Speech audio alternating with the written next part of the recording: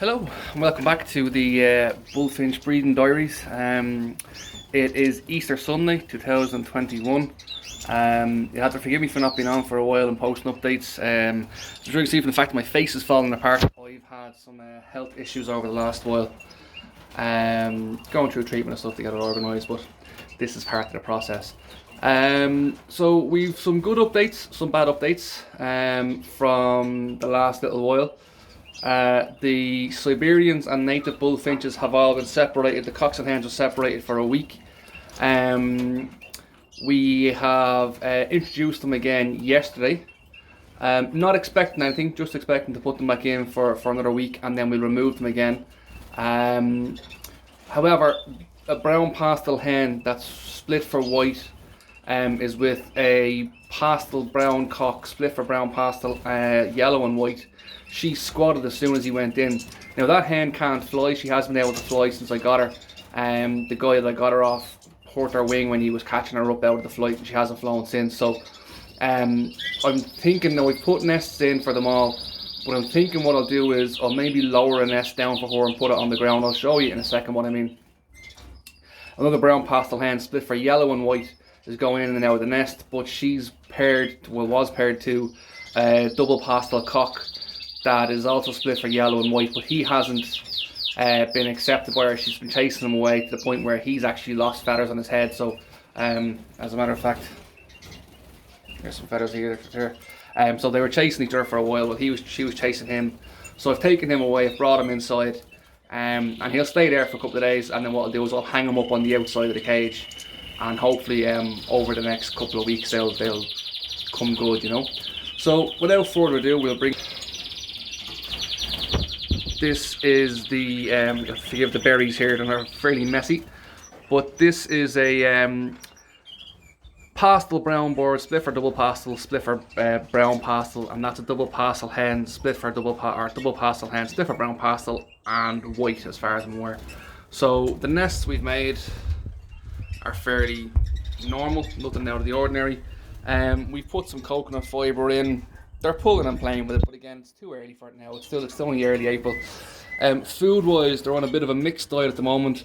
In there, they've got the soft food today, and this is what they'll be getting to feed the chicks on, hopefully. It's just a matter of getting them used to it and seeing how they go. But as again, these have got the big flight to themselves here. Goldfinches are playing around with material and pulling material. This hen here actually had a nest made and then pulled it apart. Unfortunately, you'll see here I've had to write on the cage for my missus when I was going to the hospital to what goes where. But so yeah, in these cages here, the native goldfinches they're playing, they're doing okay, they're getting on. This one of the cockboards died. I had to replace them with a cockboard that's in there, and thankfully they've taken. They're doing well.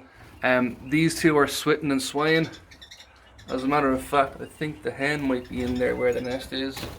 She was. So that's a good sign. Native bullfinches as you can see, they've all had berries, so it's splashed everywhere.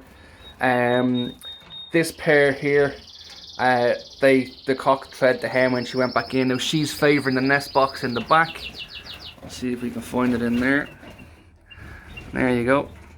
Now again, you'll see the berries splashed everywhere. It's the problem with keeping bullfinches and actually giving them the food that they're supposed to eat. In here she's been in that nest. That's another hen. She's been in that nest, not doing an awful lot. I've actually got another one here. In here, I've no actual basket in there just yet, but I think that's the one they're going to try and use. This hen here, this will be my best pair. This is the double ring hen. She's got a great style, a great quality to her, and she's out of a white pied that was there last year. That's why she's got two rings on her, and she's paired to cock number 22, ring number 22. Just great shape, great quality, great feather, great colour.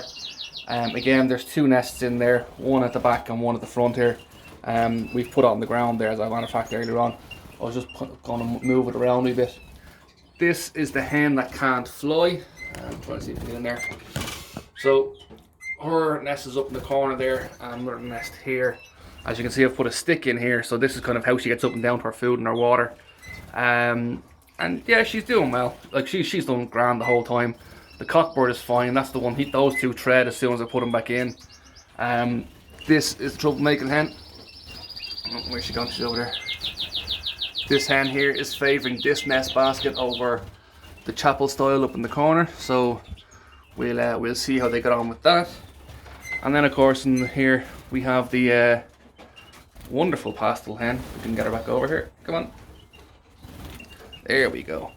Fantastic coloured hen. That's a lovely shape as well. I think that's a Dylan Nielsen bird, if memory serves. And as far as I'm aware, she's split for yellow, split for white, and the cock she's in there with is split for white and split for brown pastel. So we get a mixture of colours hopefully out of the birds. Again, nests put in. She actually pulled material up to there onto that. Now obviously she's not going to build a nest there, I don't think, but that's what she pulled the material to.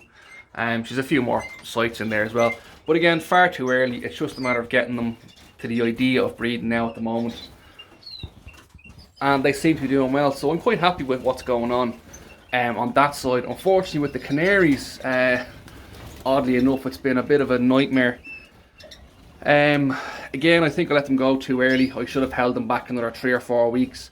I was going by my old standard, my old way of doing things, and in this shed it just wasn't working. So I've had a couple of clear eggs. They're fighting again. I've had a couple of clear eggs. I've had some hens abandon nests, and unfortunately I've had a hen die. But in saying that, one of the red factor hens, or one of the red factor cocks I thought was a cock, has turned out to be a hen and is now sitting 5 full eggs. The agates are doing really well. I'm really happy with those. We've a hen now with 2 agate chicks. The other eggs weren't full, although another cockbird has filled 5 agate eggs, red agates, and we have a yellow opal agate mosaic cockbird has filled 5 eggs as well. We've another pair up there that are probably one of the best pairs I've ever seen. They're building a nest now at the moment, and I'm really happy. I hope they do the job. And then the red brown opal agates, the hen is sitting 3 full eggs. So it's all go. There's nest building happening pretty much everywhere. Let's see if we can bring these around. So that's the red opal agate mosaic hen. She's sitting 2 chicks. We rung one today. There we go. See, the heads are up and happy. There we go. Nice open beaks and full crops. That's what we want to see.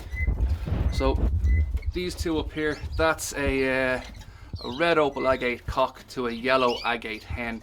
That's just the red agate that was paired to that cock died. I think she was egg bound and she died. And the cockbird for that hen just never actually done anything, so I ended up giving it to my dad, and he's filled eggs up there for him, so happy enough with that. We'll see how it goes on. We've got the others here, as you can see behind me.